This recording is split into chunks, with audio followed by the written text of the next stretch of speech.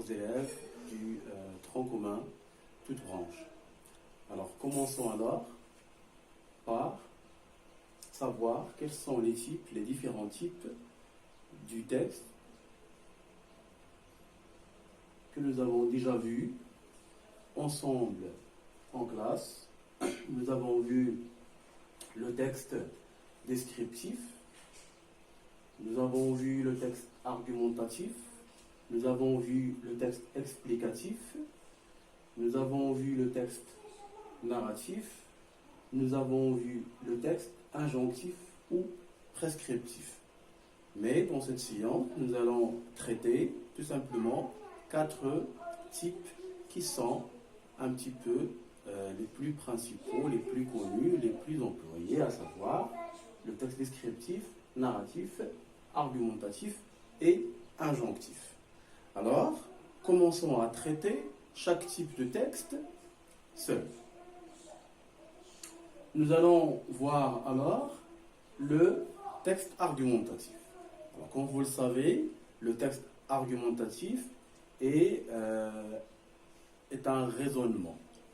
C'est un ensemble de moyens pour agir sur l'autrui et pour le pousser, par conséquence bien sûr, à changer son point de vue. Donc, dans un texte argumentatif, on doit trouver plusieurs caractéristiques qui sont essentielles, à savoir un thème, des arguments, des exemples pour expliquer les arguments et des connecteurs logiques pour classer les arguments et les exemples.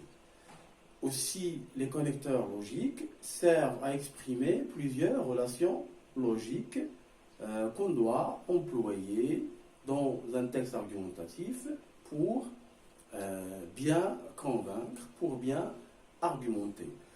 Enfin, on peut adopter aussi un raisonnement. Ça veut dire on peut commencer à travers l'argument le plus fort en arrivant à l'argument le plus faible. Sinon, on va commencer par l'argument le plus faible et on va finir par l'argument le plus fort. Sinon, on peut adopter un raisonnement. Par exemple, on peut commencer par un argument plus fort, plus un argument faible, et on va finir par un argument fort, selon le nombre d'arguments que nous avons envisagé d'employer. Voyons ensemble alors quelques caractéristiques du texte argumentatif. Il s'agit alors d'argumenter. La visée générale d'un texte argumentatif, c'est argumenter, c'est convaincre, c'est persuader. Convaincre, persuader, défendre un point de vue, faire en sorte que le lecteur partage son point de vue. Alors ça veut dire la visée dominante dans un texte argumentatif doit être la visée argumentative toujours. Pourquoi? Parce qu'on cherche à agir sur autrui pour le pousser à changer son opinion. Aussi, on peut remarquer, comme je viens de le dire, la présence d'arguments et d'exemples, des liens logiques, l'utilisation d'une stratégie argumentative et parfois la présence d'un ton catégorique et ou d'un avis personnel. Par exemple, c'est le jeu. Celui qui écrit, celui qui raconte, a recours toujours, bien sûr, à un pronom, à la première personne du singulier, le jeu. Pour repérer, pour identifier un texte argumentatif, plusieurs questions se posent. Par exemple, qui plaide, quoi, thèse, même implicite dans le texte, qui permettra l'argumentation, éventuellement les opposants et les soutenants. Qui, alors, s'agit-il de convaincre, éventuellement, où, quand, comment, pourquoi? Ce sont alors des questions que je peux poser pour savoir, pour faciliter l'identification du texte argumentatif. Bien, passons maintenant à notre texte, le texte descriptif. Comme vous le savez, dans le texte descriptif, la visée change. Si dans le texte narratif ou argumentatif, la visée est de convaincre, d'agir sur l'autre pour le pousser à changer son point de vue, son opinion, sa thèse, etc., dans le texte descriptif, on cherche à décrire. On décrit soit une personne, soit un objet, soit un lieu, soit une conception, etc. Alors la visée change entre le texte argumentatif et le texte descriptif. Dans le texte descriptif, alors, il s'agit de décrire. Bien. Passons maintenant à un autre type de texte, le texte narratif. Un texte narratif, dans un texte narratif, le narrateur cherche à raconter. Il peut nous raconter une histoire réelle, comme il peut nous raconter une histoire fictive. Chaque texte narratif se caractérise par une succession des événements. Les événements se suivent, d'où le texte narratif. Un texte toujours narratif se caractérise par les temps du récit, l'imparfait, le passé simple, et bien sûr d'autres temps. Un texte narratif toujours se caractérise par l'emploi des indicateurs spatio-temporels. Voyons. Alors, il sert à raconter, la visée toujours est racontée. C'est pour faire le récit des événements, la succession de plusieurs événements, faire revivre une action passée réelle ou faire vivre une action imaginaire, les histoires imaginaires, fictives. Alors, on peut le trouver dans le reportage, dans le journal, dans le fait divers, dans le roman, soit policier, soit d'aventure, soit de la science-fiction, dans les contes, dans les légendes, dans les fables, dans les nouvelles, etc., dans quelques textes historiques. L'emploi, comme je viens de le dire, alors c'est l'imparfait, le passé simple, les temps verbaux, l'imparfait, le passé simple, le présent de narration, pour donner une vivacité au texte, à l'histoire. On peut constater, comme je viens de le dire, les indications spatio-temporelles. On peut y indiquer les actions, les événements, les personnages.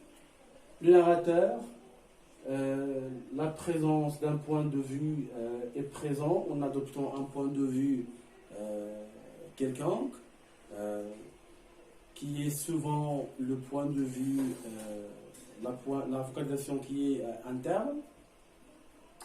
Pour identifier le texte, comme nous l'avons déjà fait dans le texte argumentatif et le texte descriptif, on peut se poser des questions pour identifier ce type de texte. On peut se poser la question, par exemple, qui fait quoi, où, le lieu, quand, le temps, comment et pourquoi. Le quatrième type, c'est le texte injonctif. Alors, le texte injonctif, c'est, on dit le texte prescriptif. Dans un texte prescriptif, le narrateur y donne des consignes, des ordres, des conseils, des interdictions. Il a comme visée alors d'inciter le lecteur à faire quelque chose ou à lui interdire de faire quelque chose, ou les deux. Ça veut dire que il y a des traits, des points communs entre le texte argumentatif et le texte descriptif. Dans le texte argumentatif, nous avons vu que le narrateur cherche à agir sur l'interlocuteur, sur l'autre, pour le pousser à changer son point de vue, à changer une opinion quelconque, etc. La même chose presque dans le texte injonctif. Dans ce type de texte, le narrateur aussi cherche à agir sur l'autre pour le pousser soit à faire quelque chose, soit de ne pas faire en général quelque chose. Bien. Après avoir vu ces 4 types de textes, passons maintenant à faire une petite application sur 4 types de textes. Nous allons alors commencer par ce texte que j'ai préparé d'avance. Je lis. Les sports collectifs sont de plus en plus pratiqués aujourd'hui. Ils ont plusieurs points positifs. Pourtant, une certaine conception de ces sports semble assez inquiétante. Les apports bénéfiques du sport collectif sont nombreux. D'abord, il contribue à l'épanouissement physique de l'individu. Ensuite, il crée le désir de se dépasser. Enfin, il favorise le développement de l'esprit de corps et de solidarité. Mais une certaine conception de ce sport a des conséquences inquiétantes. En premier lieu, l'esprit de compétition entraîne souvent des comportements agressifs. En second lieu, certaines rencontres sportives dégénèrent en exaltation du chauvinisme. Enfin, le sport professionnel est souvent au service de l'argent. Certes, les stades se transforment parfois en arènes, mais le sport reste un moyen d'épanouissement individuel et collectif. Alors là, je ne vais pas m'arrêter sur le sens de ce terme, mais plutôt de chercher dans le texte les caractéristiques d'un texte argumentatif. Alors, il y a un thème dans le texte.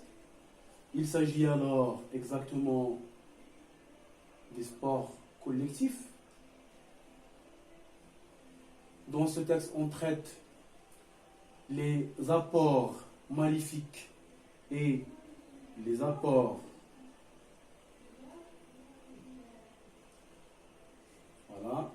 les apports maléfiques et bénéfiques aussi du sport collectif en général. C'est le thème. Ce thème est détaillé par plusieurs arguments. Le premier argument est signalé par le connecteur logique, d'abord. Le deuxième argument est signalé par le connecteur logique ensuite. Le dernier argument est signalé par le connecteur logique enfin. Et vous avez aussi d'autres arguments qui montrent les apports maléfiques du sport collectif. Par exemple, en premier lieu, dans cette ligne, en second lieu, et pour finir, le narrateur a employé, ou l'argumentateur a employé enfin. Dans le texte aussi, il y a des connecteurs logiques qui expriment l'opposition, mais il y en a d'autres qui servent à introduire, comme aujourd'hui, comme nous l'avons déjà fait dans l'une des leçons précédentes. Bien, alors, il s'agit alors de quelques caractéristiques du texte argumentatif dans ce texte. Passons à un autre type de texte. Voyons un autre texte, je lis. Monsieur Ali est un homme maigre, solide, comme sa barque, long, lucide, un des hommes qui semble fait pour être toujours en contact avec leur monde préféré, la mer. Il a un gros nez, un gros front, de gros yeux qui peuvent détecter les profonds secrets de la mer. Il offre au premier aspect une vague ressemblance avec Cousteau, qui a découvert les signes cachés d'un monde complètement différent du nôtre. Ses dents sont noires et rares, sa bouche est séridée qu'elle prononce un assemblage de vocabulaire relatif au domaine maritime. C'est un excellent homme et un vrai pêcheur professionnel, une confiance en soi, une soumission de poisson tourmenté par l'hameçon, une pitié rare, une harmonie du corps avec l'âme, un bon cœur. Toutes ces qualités ont fait de lui une personne respectueuse. Alors, dès la première ligne, vous allez savoir qu'il s'agit d'une description d'une personne qui s'appelle M. Ali. Alors, M. Ali est décrit physiquement et moralement. C'est pour cette raison-là que vous allez trouver dans le texte plusieurs adjectifs qualificatifs. Vous allez trouver des compléments de nom. Vous allez trouver des relatives. Vous allez trouver la comparaison. Alors, ce sont des caractéristiques qui caractérisent un texte descriptif. C'est ce qu'on appelle les caractérisants. Dans chaque texte descriptif, on peut trouver des caractérisants, à savoir les adjectifs qualificatifs, les relatives, les figures de style, exactement la comparaison, la métaphore, le complément de nom. On peut trouver un vocabulaire appréciatif ou dépréciatif. Passons à un autre type de texte. Nous allons voir plus.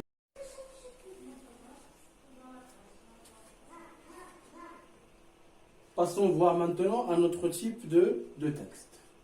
J'étais enfant et je jouais près de la case de mon père. Je devais être très jeune. Encore 5 ans, 6 ans peut-être, ma mère était dans l'atelier, près de mon père, et leur voix me parvenait rassurante, tranquille, mêlée à celle des clients de la forge et au bruit de l'enclume. Brusquement, j'interrompis de jouer. Toute mon attention, fut captée par un serpent qui rampait autour de la case. Je m'approchai bientôt. Je ramassai un roseau qui traînait dans la cour et à présent, j'enfonçai ce roseau dans la gueule de la bête. Le serpent ne se dérobait pas. Il prenait goût au jeu. Il avala le roseau. Il l'avala comme une proie. Il vint un moment où le roseau se trouva à peu près englouti et où la gueule du reptile se trouva terriblement proche de mes doigts. Je riais, je n'avais pas peur du tout, et je crois bien que le serpent ne plut beaucoup tarder à m'enfoncer ses crochets dans les doigts. Si. À l'instant, Damani, l'un des apprentis, ne fut sorti de l'atelier. L'apprenti fit signe à mon père, et presque aussitôt, je me sentis se lever de terre. J'étais dans les bras d'un des amis de mon père. Un peu plus tard, j'entendis ma mère m'avertir sévèrement de ne plus jamais recommencer un tel jeu. Le texte est pris de L'enfant noir de Camara Lai. Bien, alors dans ce texte, est-ce qu'il s'agit de décrire? Bien sûr que non. Est-ce qu'il s'agit d'argumenter? Non. Alors il s'agit alors ici de raconter. On raconte une série d'événements. C'est une autobiographie ici. Le narrateur nous raconte une série d'événements qui respectent une certaine chronologie. Vous avez le type injonctif. Dans ce type, on peut remarquer l'emploi du verbe falloir qui exprime l'obligation, le verbe valoir. On peut aussi employer le verbe ou l'impératif, aussi le présent, parfois aussi l'imparfait, le conditionnel présent, etc. Alors, dans ce type de texte, le narrateur cherche à agir sur l'autre pour le pousser à faire quelque chose, ou pour lui montrer comment faire quelque chose. Et parfois pour lui donner des ordres, ou lui faire des interdictions. Voilà, notre leçon touche à sa fin. J'espère que cette leçon, Inch'Allah, vous sera utile, et à la prochaine leçon, Inch'Allah.